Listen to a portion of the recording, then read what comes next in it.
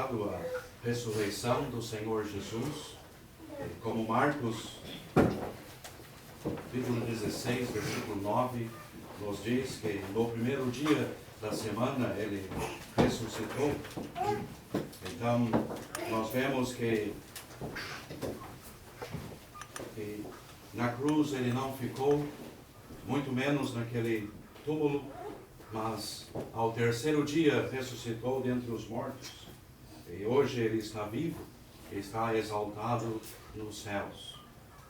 Então, nós vemos que agora ele aparece a estas irmãs que estiveram bem perto da cruz, nas horas quando ali ele estava pendurado. E nós vemos, como Marcos nos revela, ele apareceu primeiramente a Maria Madalena, aquela que ele expulsou 7 demônios. Então a ela ele aparece, e depois a estas que lemos em versículo 9. Nós já pensamos um pouco, sábado passado, em versículos 7, 8. Então nós vemos de que era para anunciar, era para elas avisar os discípulos de que ele não estava mais naquela sepultura, já havia ressuscitado. E então ele indica o lugar onde ia se encontrar, lá na Galileia, naquele monte.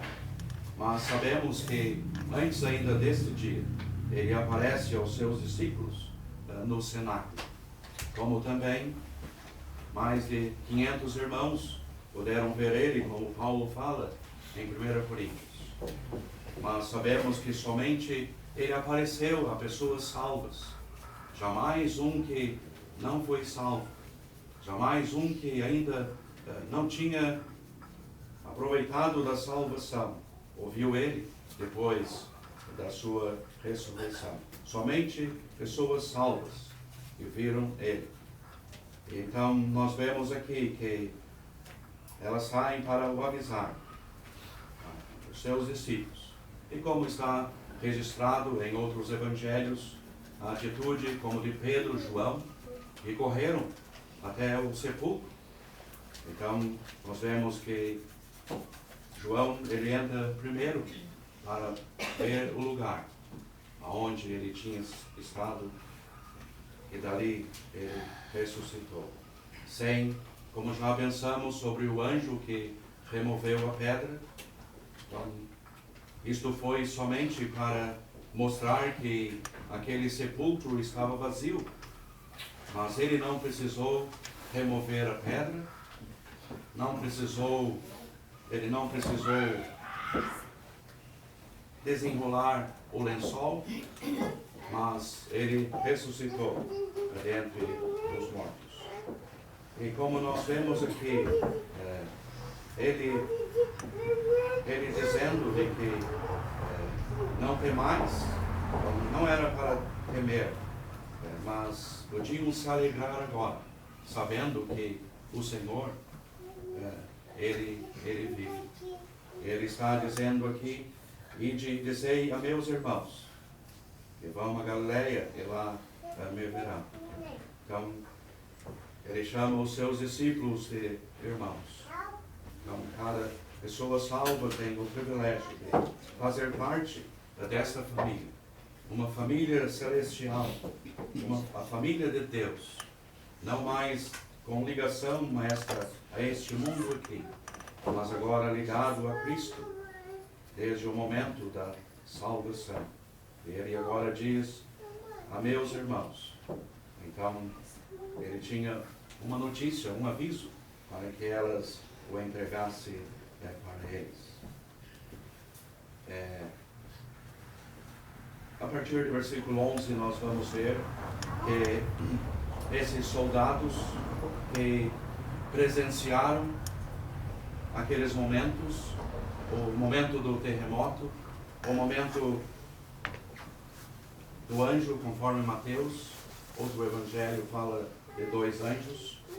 Nós vamos pensar o que Mateus está nos dizendo. Então, como o terremoto e o anjo que até Mateus ele nos descreve sobre até mesmo a sublimidade deste anjo, mesmo sendo um anjo, mas ele podia falar das suas vestes brancas como a neve, e como um relâmpago. Então, assim era este anjo. Mas nós vemos que então eles assistiram tudo isso. Eles eram testemunha destas verdades. Mas nós vemos que eles vão ao conselho, aos sacerdotes, aos príncipes dos sacerdotes. Então ele vai a uma classe religiosa. Eles vão para anunciar o que tinha acontecido. É interessante, eles não vão a Pilatos para falar isso, porque eles sabiam que as suas vidas eles iam perder a vida, eles iam morrer, porque isto aconteceu, não podia ter acontecido. Eles eram guardas que estavam ali àquele serviço para proteger aquele sepulcro, mas sabemos que nada disto precisava para o Senhor, como não precisou. Mas para esses homens que imaginavam que a pedra ia ser tirada, então ele ia sair de lá, e assim eles imaginavam. E agora eles se dirigem a esses príncipes dos sacerdotes. E vemos que esses homens, eles procuram agora enganar com dinheiro, dando dinheiro para esses soldados para mentir, para que os judeus pudessem acreditar que os discípulos vieram à noite. Eles estavam dormindo e eles tiraram o corpo do Senhor Jesus daquela sepultura. Mas sabemos que aí estão as Escrituras.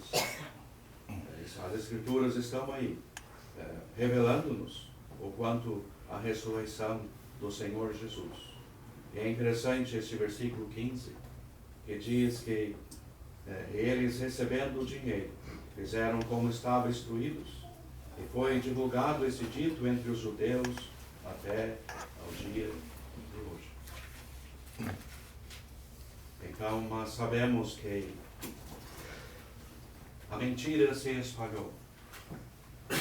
Mas nos próximos versículos nós vamos ver que também a verdade se espalhou. O diabo que achava que ele tinha vencido aquele que estava na cruz, agora morto, ele venceu. Mas quando ele ouviu, este ressuscitou dentre os mortos, nós vemos ele já agindo nos corações desses príncipes dos sacerdotes, para que a mentira se espalhasse. Então esses homens, eles receberam dinheiro para mentir para o povo. Então podemos ver que até mesmo para a traição do Senhor Jesus, Judas recebe dinheiro. E mesmo agora para revelar a ressurreição do Senhor Jesus, soldados recebem dinheiro para mentir e para enganar. Mas vamos pensar nos versículos, pois temos versículo 16 ali, que o Senhor ele vai a este monte onde tinha falado aos seus discípulos. E ali se dá este encontro, e a qual dali ele sobe para o céu. Mas ainda ele tinha algo para dizer para os seus discípulos, para ir ensinar a todas as nações, e batizando em nome do Pai, do Filho e do Espírito Santo, e ensinando-os a guardar todas as coisas que eu vos tenho mandado. E ele tem aqui uma promessa: e eis que estou convosco todos os dias, até a consumação dos séculos. Amém. vamos estudar, provavelmente não vamos chegar ao fim, mas vamos aproveitar esses versículos finais, a primeira parte da ressurreição, também ali onde os soldados vão para anunciar que ele não está mais no sepulcro. Se algum irmão quer falar geral sobre os versículos, esta é a hora e o momento para falar.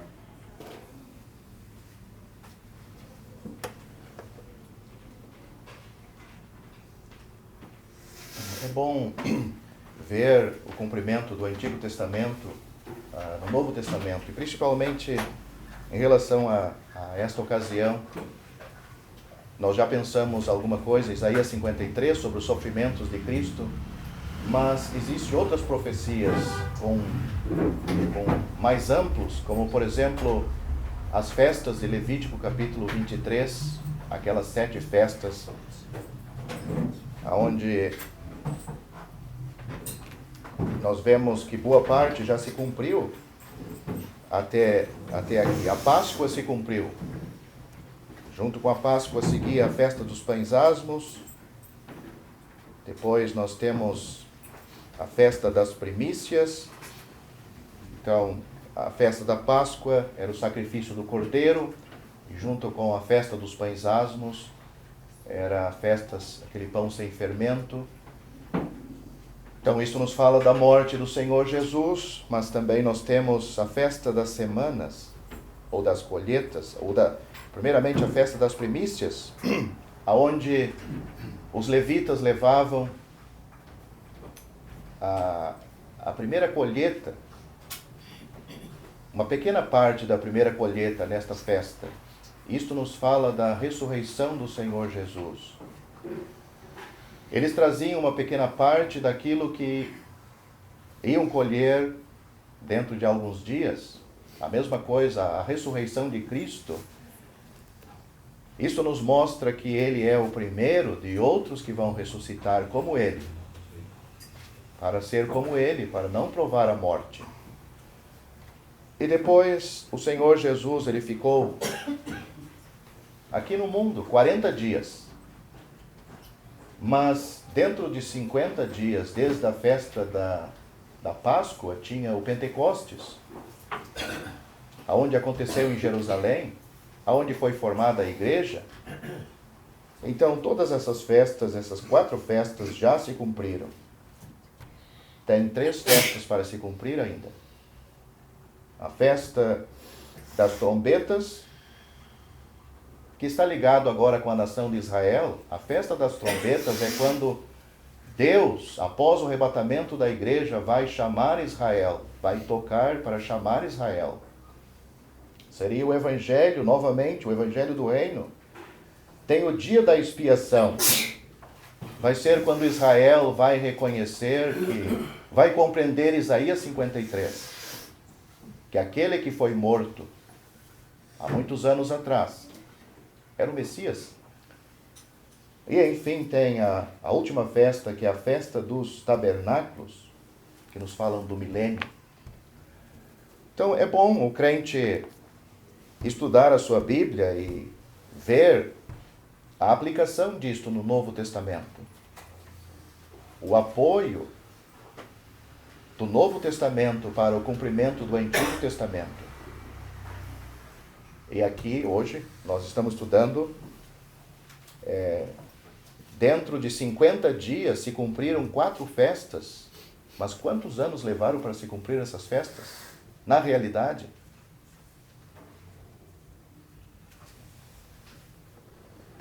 tudo isso é precioso, e como é bom ligarmos isso, porque isso vai nos dar mais compreensão. O quanto esses acontecimentos, a morte de Cristo, que às vezes podemos pensar se foi somente para a salvação das nossas almas, para nos livrar do inferno. Sim, isso é o começo, mas através dela, através desta morte, desta ressurreição, se não houvesse esta ressurreição, o que adiantaria ser pregado o Evangelho? Mas com a ressurreição do Senhor Jesus, isto está nos mostrando que, como já foi dito, Ele sendo a primícia da ressurreição, outros também vão entrar no céu, corpo, alma e espírito. Vem o dia quando o Senhor Jesus vem. Ele há de ressuscitar os mortos, primeiramente. Depois nós, os que estivermos vivos, conforme Paulo escreve, então vamos nos encontrar com Ele nos ares, para ali ser conduzido para o céu. Então aqui está a prova também que a justiça de Deus, com esta ressurreição, está a prova de que a justiça de Deus ficou satisfeita com aquela obra que o Filho de Deus realizou na cruz. Não houve nada que a justiça de Deus pudesse fragar, porque, olha, isso não estava certo. Não. E a justiça de Deus era aquela que, nos milésimos de tudo, ela podia detectar algo, se está certo ou errado. Por isso que Davi, ele queria ser julgado por Deus, não pelos homens. Porque Deus, ele julga corretamente. Então, isso realmente é precioso, quando nós podemos pegar assuntos como estes e começarmos a olhar para as Escrituras todas, do Velho Testamento e do Novo, a qual vamos apreciar mais e mais em nossas vidas o quanto a pessoa do Senhor Jesus, a sua pessoa em si, mas a sua morte e a sua ressurreição. Aqueles que pregam o Evangelho, sempre é pregado, né, o valor de Cristo, o valor da morte dele, o valor da sua obra, do seu sangue derramado. Mas se apresentar só isso é uma meia verdade, meia apresentação. Então aprendemos aqui que devemos destacar aquele que morreu por nossos pecados, ele ressuscitou, está vivo. É por isso que podemos dizer que ele pode salvar perfeitamente. Lemos aqui, ide, pois imediatamente dizei a seus discípulos que já ressuscitou dos mortos. E outra verdade também, eis que ele vai adiante de vós para a Galileia. Outra verdade que devemos apresentar é que ele está conosco, está no nosso meio.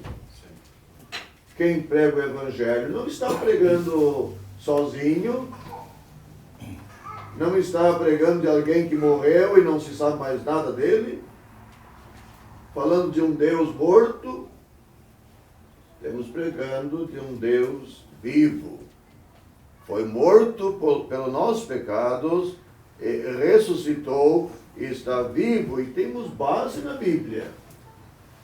Ele disse, onde estiver 2 ou 3 reunidos em meu nome, ali estou eu. Ele disse, estarei convosco todos os dias, até a consumação do século. Então, são verdades do Evangelho que devemos apresentar e facilmente podemos esquecer dessa verdade. Aquele que morreu, ressuscitou e está vivo.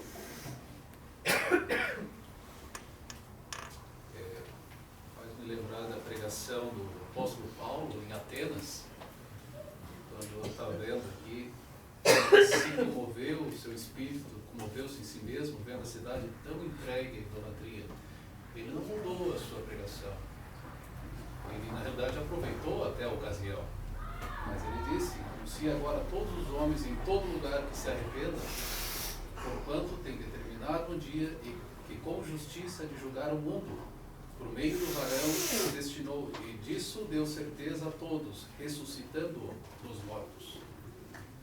Pena é que ouviram falar da ressurreição dos mortos, uns escarneciam e outros diziam, cerca disto te ouviremos outra vez. Muitos fazem isto, né? Mas ele não mudou a pregação, como nós não devemos mudar também. Isso mesmo. Tem outros irmãos aqui que podem falar, aproveitar. Este é um momento, né? Outros evangelhos, eles dão outros detalhes sobre esses acontecimentos. Então, vamos aproveitar também. É por isso que quem prega o Evangelho pode pregar com toda a convicção, né? Não temos uma mensagem morta, uma mensagem escurecida, envelhecida. O apóstolo Paulo, escrevendo os Romanos, ele falou do Evangelho de Deus, do Evangelho de Cristo, e diz que a mensagem do Evangelho é o poder de Deus para a salvação de todo aquele que crê. Quando Paulo entrou em Tessalônica pregando o Evangelho,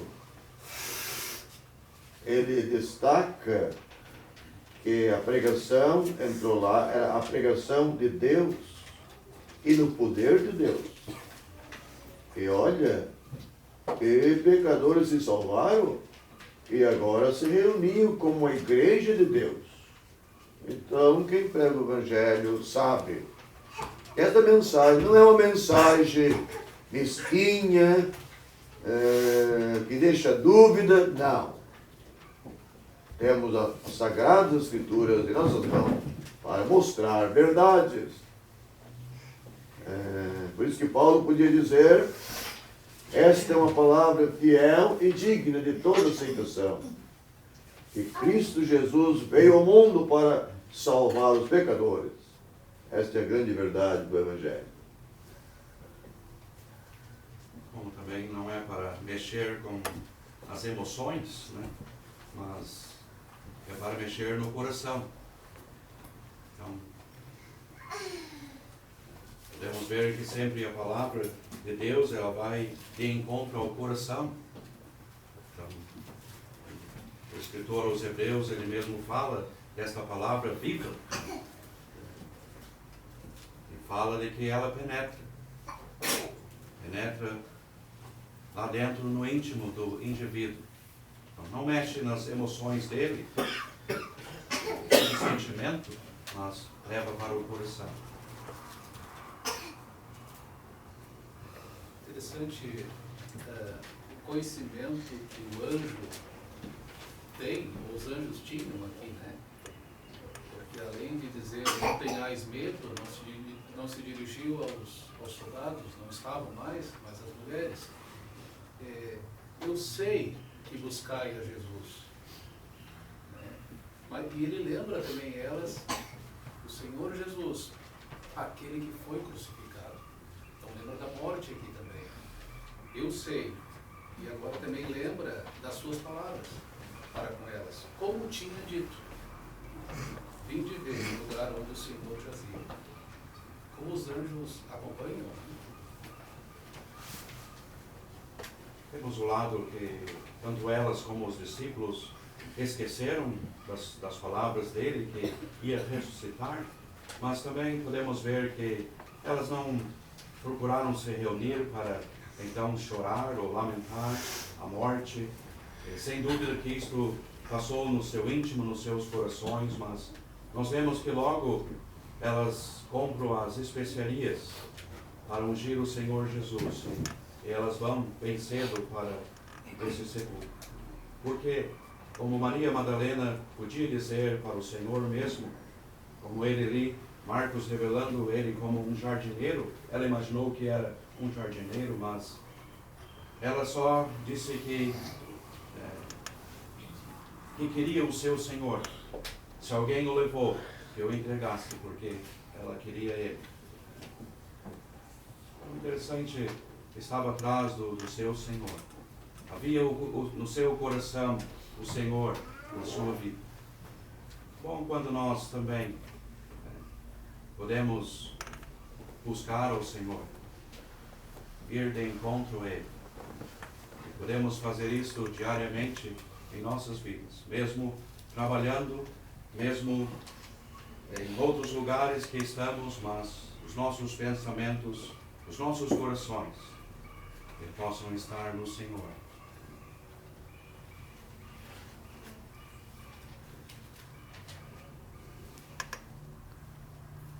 Ele diz para ir para a Galileia, eis que ele vai adiante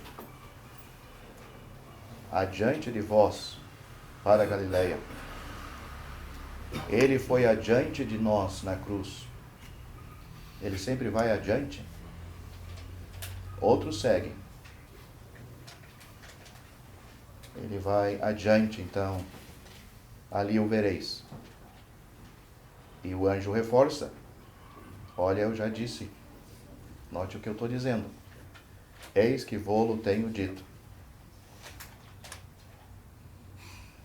O anjo não tinha dúvida. É assim mesmo. Pode ir. Quando nós somos reunidos como igreja local, ele está diante de nós já. Ele está presente.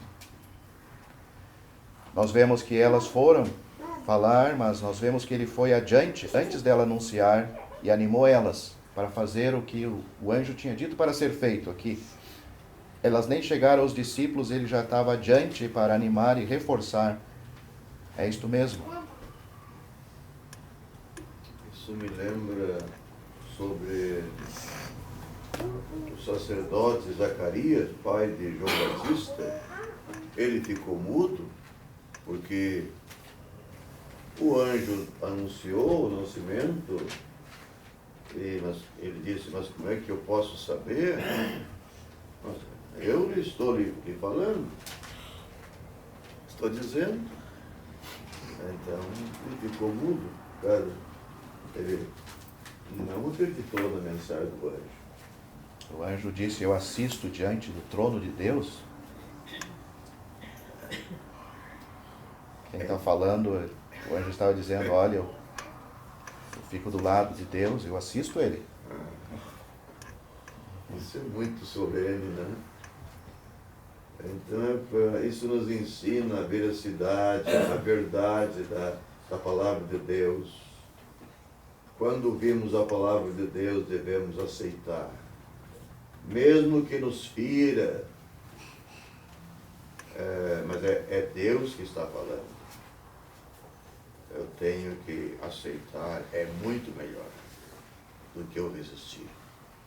Talvez o problema não é quando nos fere, o problema é quando não nos fere mais. Eu acho que é mais grave, né? Viemos na reunião e voltamos para casa e não sentimos mais nada. Aí começou o problema. Enquanto estamos sentindo, devemos agradecer a Deus, que bom. O problema é quando, é que nem a perna do homem, tá boa, doutor, eu não sinto mais dor. Não, é que a perna já morreu. A perna já está necrosando, né? Não tem mais vida. Assim pode ficar o crente. Ele deve ser sensível. Cada um de nós deve ser sensível à palavra de Deus, né?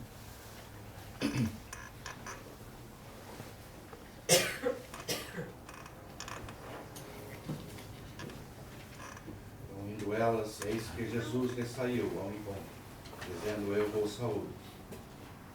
Então, ele saúda, ele faz esta saudação. E elas, chegando, abraçaram os seus pés e o adoraram. Então Jesus disse-lhe, não temais, ide e dizei a meus irmãos que vão a Galileia e lá me verão. Interessante que elas chegando abraçaram os seus pés e o adoraram.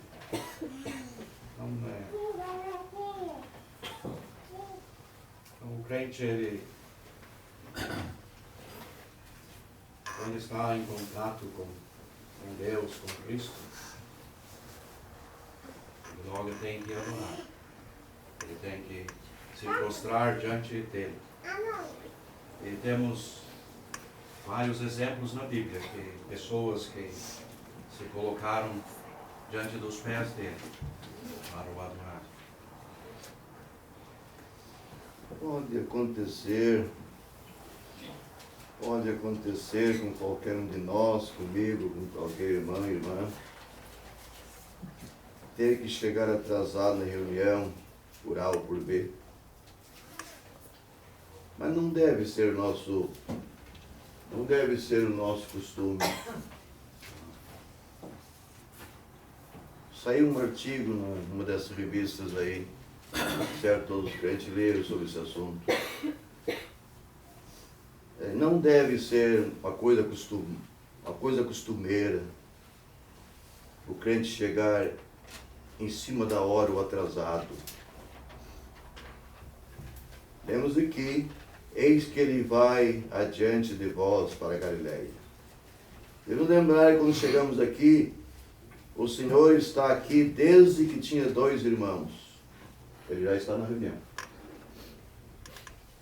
Ele disse, onde estiver 2 ou 3. Não diz horário. 2 ou 3, ele já está aí. Aí eu chego, se a reunião é às 9, eu chego lá pelas 9, parece que me arrastando. Ou atrasado. Eu faço uma pergunta. Quem pega 7 horas na empresa, no inverno, chuva ou frio, que hora chega?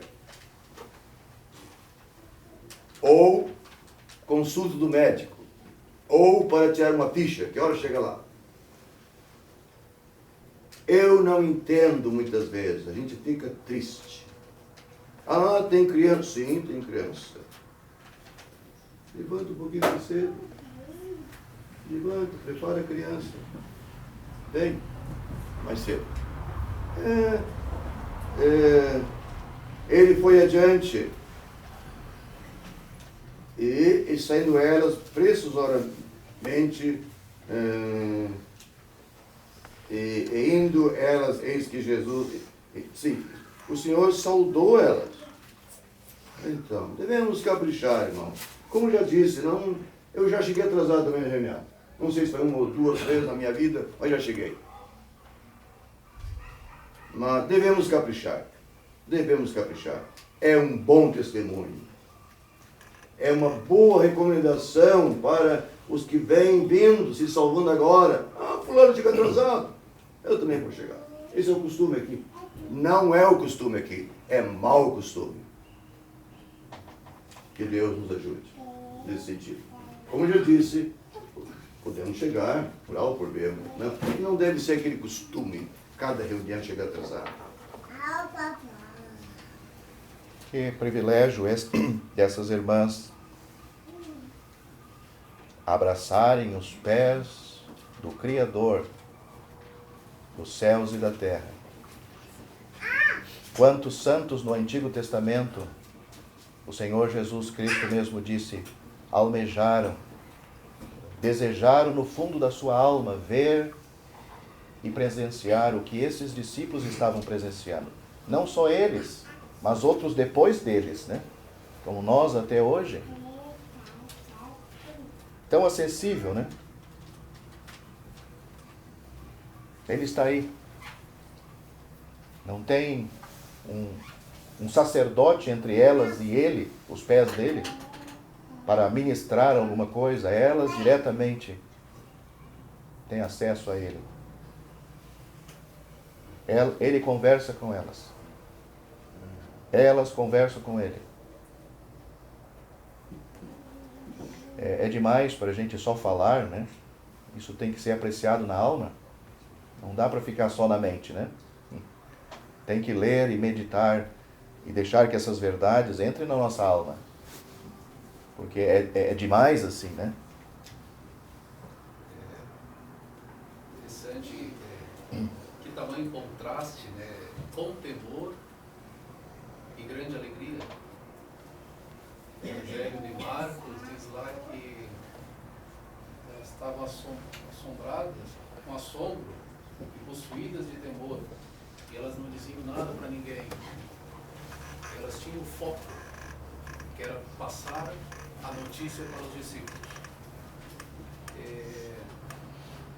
Mas diz aqui nesse Evangelho, grande alegria, interessante isso, né? A grande alegria.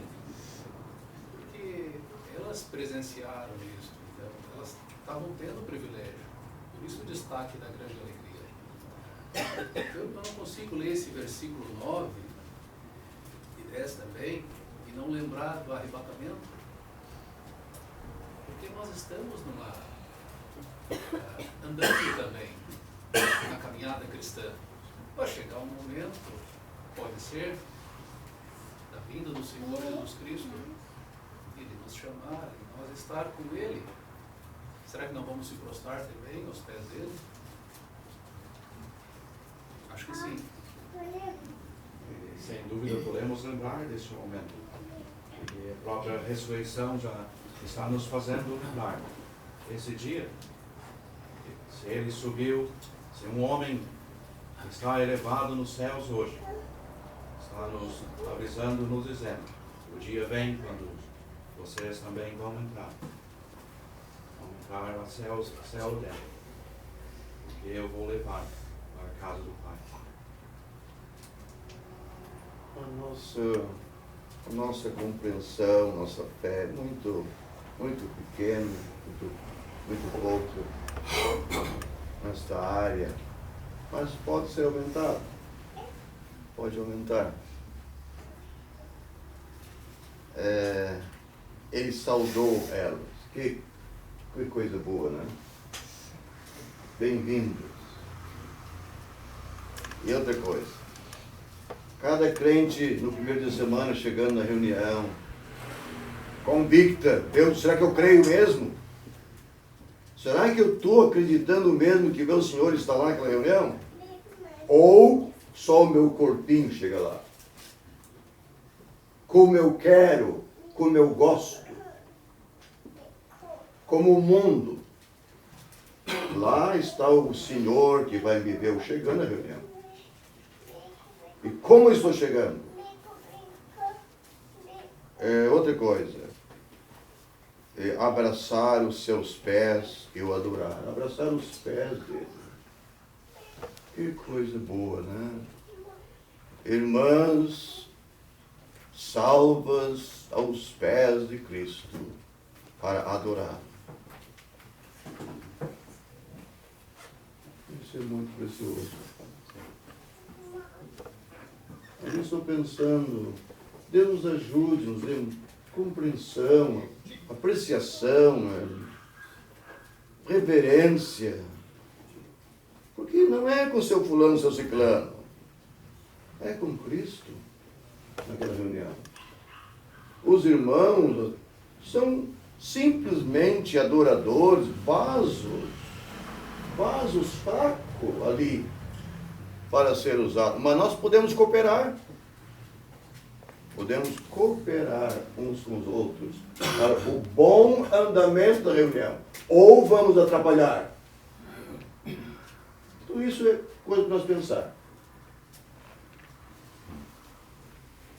Sem dúvida, em cada reunião, não só na ceia do Senhor, mas em cada reunião, mostra o nosso exercício com Deus. Em tudo. Né? Então, como chegamos, como nos comportamos, como nos vestimos, até mesmo quando abrimos a nossa boca. Então, isso mostra o exercício de cada irmão e irmã. Como ele tem se exercitado na presença do Senhor. E como ele tem lido as Escrituras. Será que até hoje ele não encontrou nada que condene ele? Algo que me condena? Então, simplesmente nós temos que ler e apreciar e colocar em prática em nossas vidas.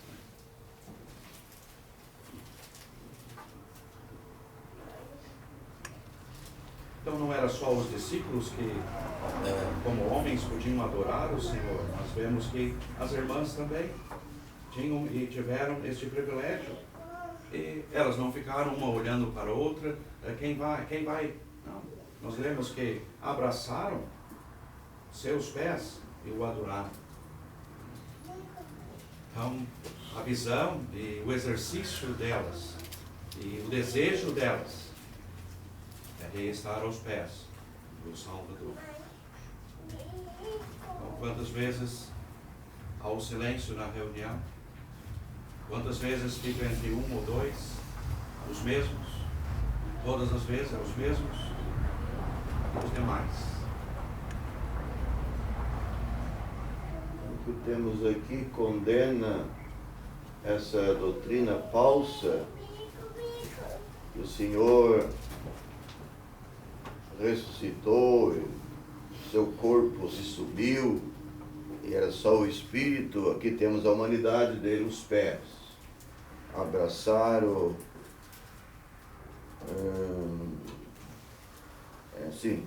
abraçaram os seus pés. Era o verdadeiro homem que foi sepultado que ressuscitou. Seus pés. Não virou em gases no espaço.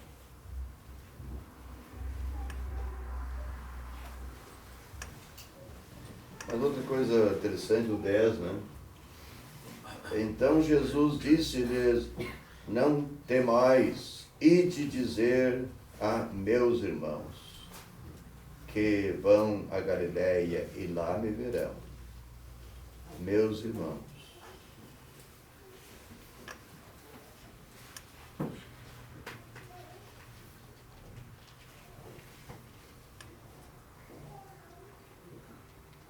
É interessante que ele não está falando da família dele, da carne.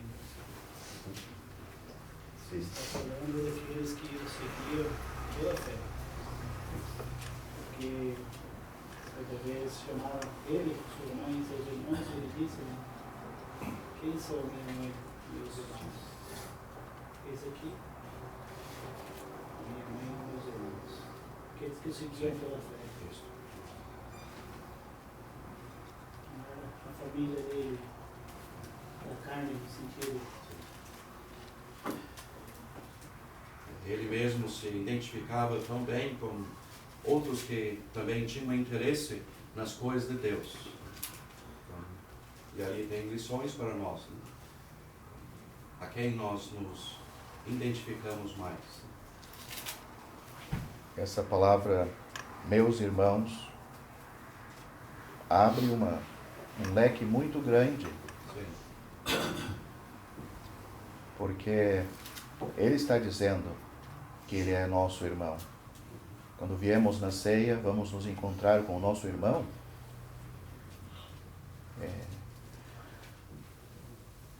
Isto nos fala também da a nossa herança com ele.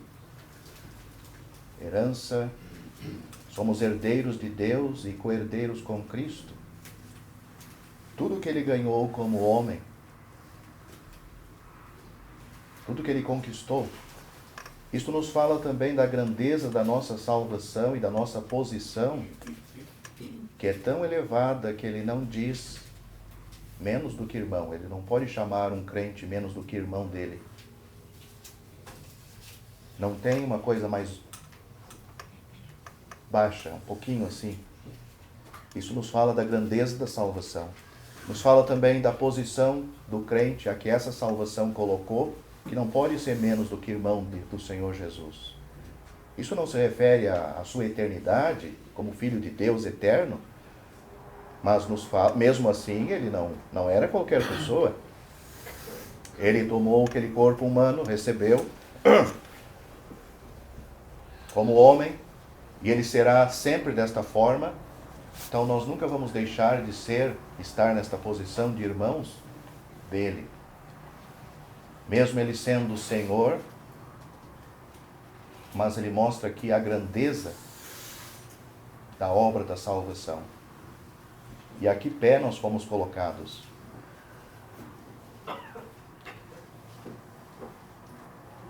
Então o crente,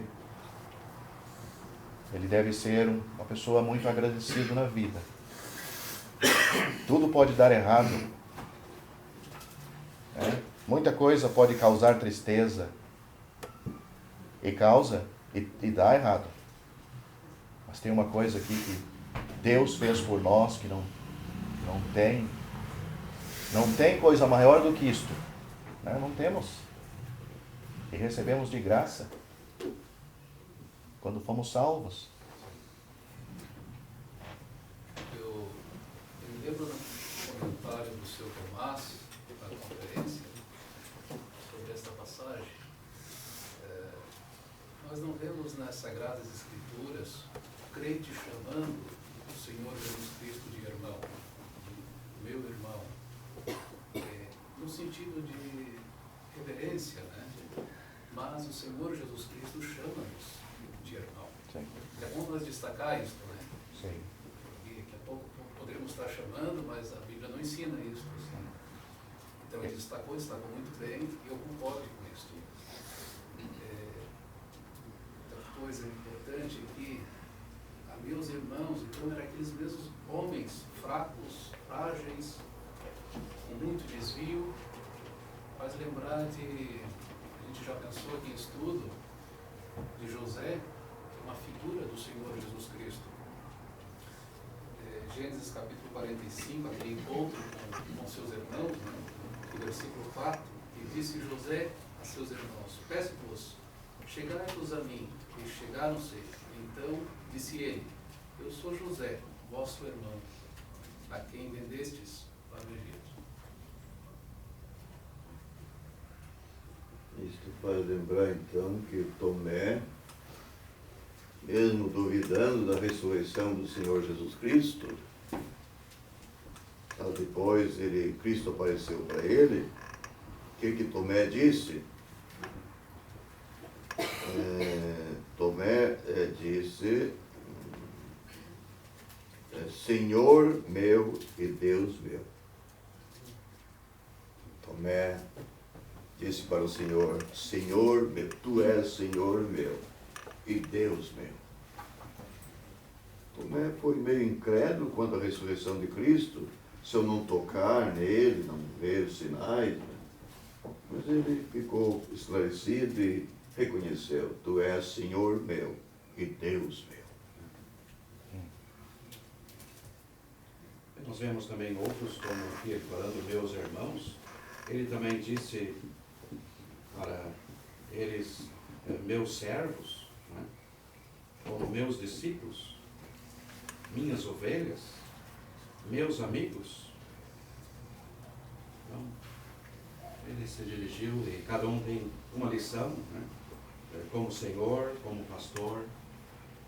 Então, é algo precioso que vem da boca do Salvador para com os seus,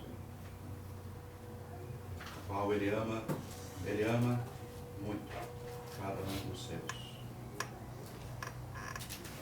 É interessante que ele veio a este mundo como filho de Deus, e ele veio para o que era seus, mas os seus não o receberam. Mas a todos quantos receberam deles o poder de serem chamados filhos de Deus aos que creem no seu nome. Então, ele reconhecia o Pai, ele era o Pai, ele era o Filho, mas todos aqueles que creem no seu nome. Herdeiros de Deus, co-herdeiros com Cristo. Que maravilha se pudesse, como nós sabemos e usamos este versículo de que somos filhos, mas pudéssemos ir mais ainda a fundo, se aprofundar cada vez mais, né? Nós cremos, agora somos filhos. Filhos de quem? Aonde vamos habitar? Em que posição Ele nos colocou? Desde o momento que nos tornamos filhos. Como isso ia mudar nossas vidas? Isso é muito mal entendido no mundo. Eu digo mundo, inclusive o mundo religioso. Todo mundo é filho de Deus. A cadeia está cheia de filho de Deus. Todo mundo é criatura de Deus. Diferença. Cada ser humano é uma criatura de Deus, que Deus criou.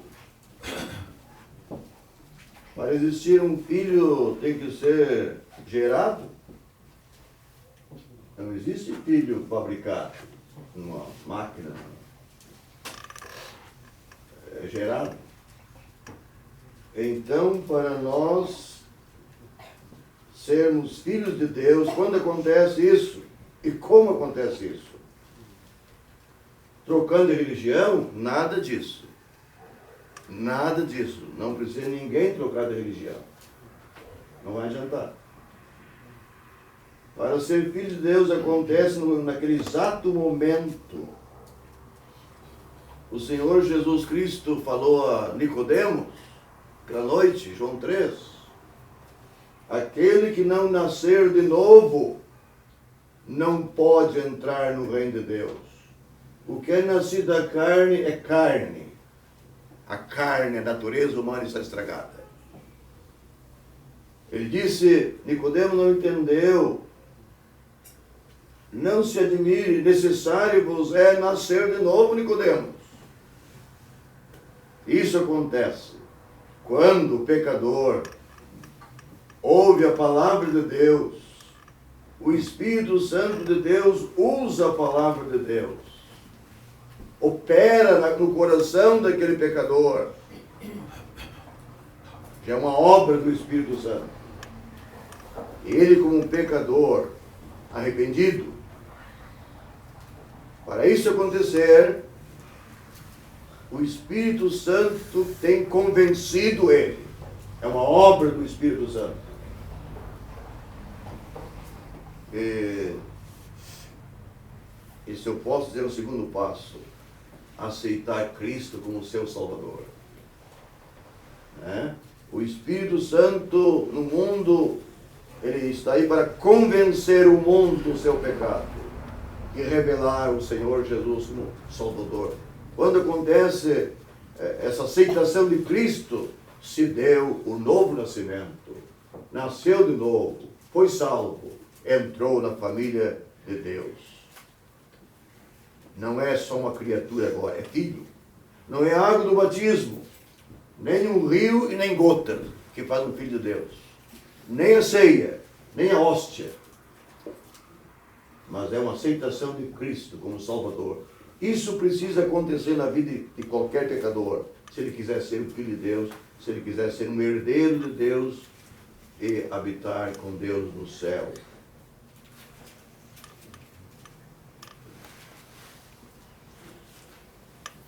Se alguém mais tem alguma coisa para falar aqui? Quando a gente fala, destaca trazendo isso do amor de Deus, né? Chamando de irmãos, Senhor Jesus Cristo. E João também, nas cartas dele, me chamava meus filhinhos também, para os crentes, né? Então nós vimos isso aí com a compreensão dele, né? Isto prova a ligação deste irmão que tinha com Cristo, a qual ele desejava seguir o bom exemplo, a qual podia chamar os seus irmãos, aqueles a qual ele entrou pregando o Evangelho. Pessoas foram salvas pela graça de Deus. Para ele eram como filhinhos, filhos, realmente filhos da fé, mas era algo profundo no seu íntimo, no seu coração. E ele tinha um sentimento profundo, a qual podia dirigir-se para eles assim. Então isto é bom entre nós também, amando os nossos irmãos. Algo profundo, não só da boca para fora, mas algo do coração.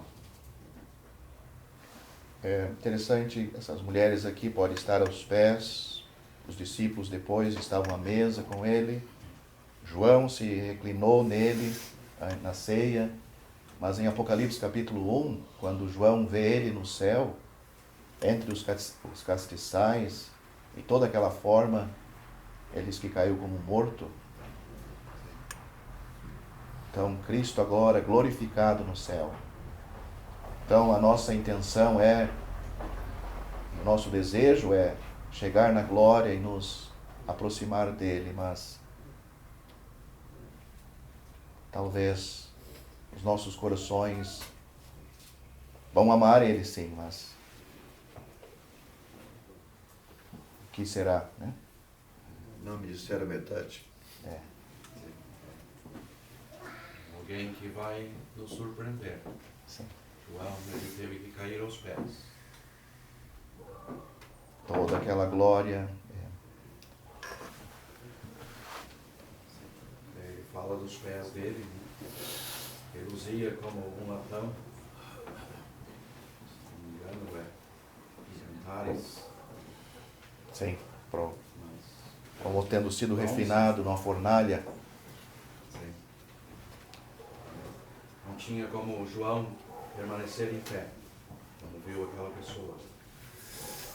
Nós vamos ter uma eternidade adentro para aquela compreensão muito maior do que temos hoje, para ficarmos com Ele.